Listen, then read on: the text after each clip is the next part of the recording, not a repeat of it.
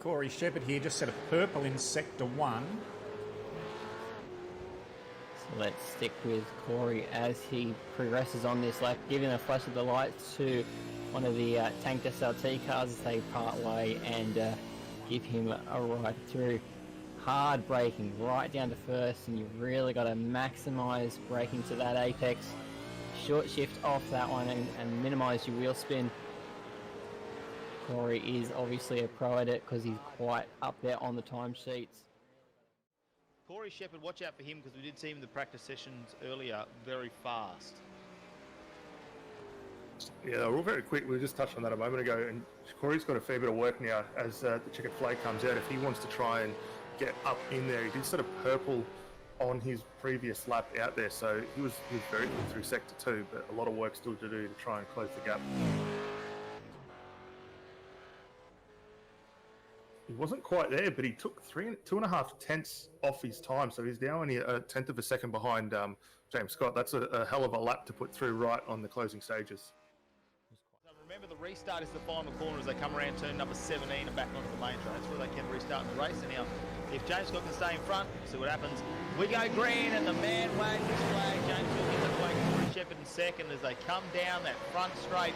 Bit of a challenge there, though. Third place is that Rudd now. Just puts the nose in front. You can see up on the timing screen. So they're going to battle it out as they go into that first corner. And it's a left-hander. Rudd will get the run there. And it looks like he's going to hold on to that position. We take this camera shot now. The car's going around the back. Yeah, look at them. They're too wide as they come around. It's going to be interesting as they go through here. Rudd, Shepherd, they keep exchanging that. They're not going to give up on this fight. Everyone towards the front end making a really good run for it. Dylan Rudd, fantastic jump off the line. Nearly got the nose through on Corey Shepherd, who's now managed to get back in towards that 7. But saw a little bit of action in the back end of the field. The rest of the field is starting to work their way through. Michael Barron involved in that. He's already dropped 10 spots for him. Rob Harris also involved in it as well. Continuing to fall down. But everyone down into 7 at the moment, starting to work their way through. And Shepherd's just done the fastest first sector of the race. He is closing that gap up to James Scott every lap, just by hundredths of a second. Yeah, not much in it at all between these guys. I mean, they've really checked out from third place at the moment. Here's a look at the time that Corey's been able to take out of him. He's been quick over laps 5 and 8. Lost a little bit through the mid laps there. We'll keep an eye on this one as he checks across the line, but he's definitely coming. He's found another tenth of a second here as they get up over the line, actually 2 tenths of a second. So Corey's tyres really starting to come into their own. James Scott's going to have to be careful. We know him. Maybe he's doing a bit of fuel saving, or maybe he's just getting around. He's pretty confident out there. We looked at the times earlier, and Shepherd was only 1/10 off him when it came into qualifying. As everyone's starting to head in the pits now. So Watching that little exchange unfold as well, Corey Shepherd has come through the lane as well to complete his stop from second place and rejoins now down in 9th position. He's got plenty of room ahead of him, so keep an eye on the laps as he's able to do. The next car up the road is down in turn 10 at the moment, so it's a very big space for him to work his magic. James Scott comes around as he reacts to this and pull into the pit. So the number one is coming down the back straight. He's got one more big turn to do down at the Sunset Bend. Will he take the pits this time? This is going to be interesting. Now, he knows Shepherd's gone in. What does he do? Jordan Ross, they had a big gap out to Jordan Ross. It's blown out to 7.6 seconds at the moment. So probably not going to be an issue here, but you think James Scott will have to react to this one. His crew chief will be telling him, what does he do? He's in the pit. Yeah, I think that's what he had to do here too, because we're already seeing Corey with a purple second sector out on those fresh tyres. So he's hustling this car, trying to make the time up. Jordan Ross, Dylan Rudd now also in the lane for their stops tonight. James Scott also not using his pit limiter until now. Interesting.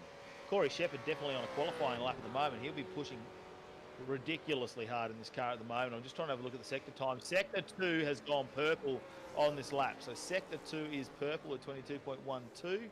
7 sectors, around this track. So it is a fairly long one to get around, 5.95 kilometres. It is as they Scott's go around. Going to lose this. James Scott is going to lose it to Corey Shepherd as he's exiting lane now. Oh, they're close. Anything could happen here. Scott's now on the race line, but Shepherd's got the pace. Scott, though, on fresh tyres. Shepherd's done a lap on his. They'll be getting up to temperature now. Scott, though, on the racing line, I think he may hold out on this one, though, but we thought Shepherd was going to get it.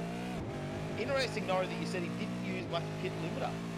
You know, with how close these guys are in the race, and knowing that Shepherd's done a little bit of the undercut there, not to use every little bit of an advantage as possible. There is a small advantage going out of that, so I'd be surprised to see if the rule was adjudicate on that in the race, but it's something I've picked up on, so it's something they should have picked up on as well.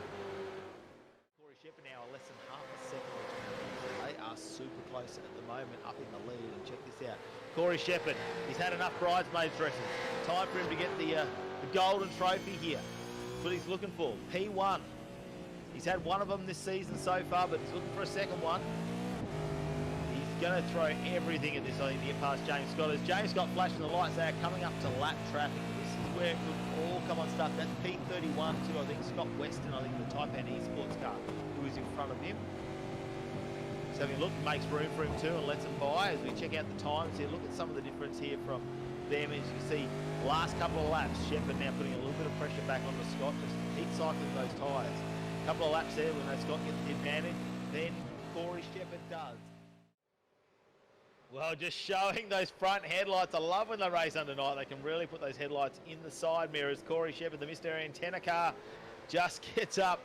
A little bit of games going on there. I know James Scott probably won't be too affected by that. Very experienced when it comes into iRacing and just sim racing in general. So Corey Shepherd, though, looks like he definitely does have the speed. If he can make it happen, he just needs to find that overtaking opportunity. We know Scott's not going to just hand that over. He just needs to get a good run out of one corner, maybe get under that back wing. A lot of curb usage there from Scott. He's taking the risk.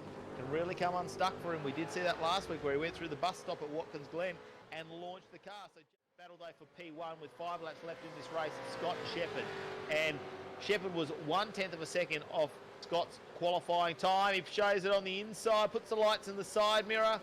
They get under brakes. He's going to have to keep his calm here, Shepherd. Wait for his opportunity. But as you know, only 5 laps left in this race.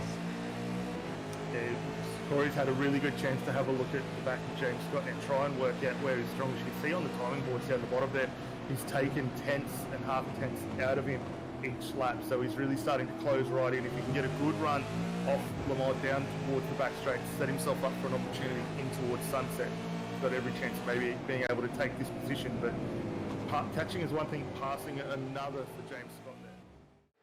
Keep an eye on that one for Freya. I think he's running just a fraction too much brake, which would explain why that car was as unsettled as it was in the slightly slower mid-speed corners there. Some lap traffic starting to get in the way, and Corey Shepherd just catching him at the wrong time on mid-corner there. Turn 1 extremely quick and not where you want to have a slow car. Head down past the tower, the right-hand corner. Here we go. We're going to come down to the final moments of the race. They're heading down the back straight. Heading to the final corner, the Sunset Bend, and your leader, James Scott, in the AOSC Esports car. Sunset Bend it is. Makes it out of here, nice clean run. He's opened that gap up on Corey Shepherd. Flash of the lights, and he takes himself another win. And what is that? 7 wins, I believe, in this series so far. Is it 8? That's a huge win rate so far out of 9 rounds here at Sebring. Speaking of someone else who has been dominant in the series so far, Mr. Corey Shepherd joined us here in the commentary booth. Welcome, Corey. Thanks, guys. That was very tough. P2 tonight, and what's that, 6 podiums, I believe, so far? Yeah, I think so. Well, super impressive, mate. Unfortunately, James Scott just held out there. How did you go? I noticed the pace dropped off in the last couple of laps. Is that just tyres wearing?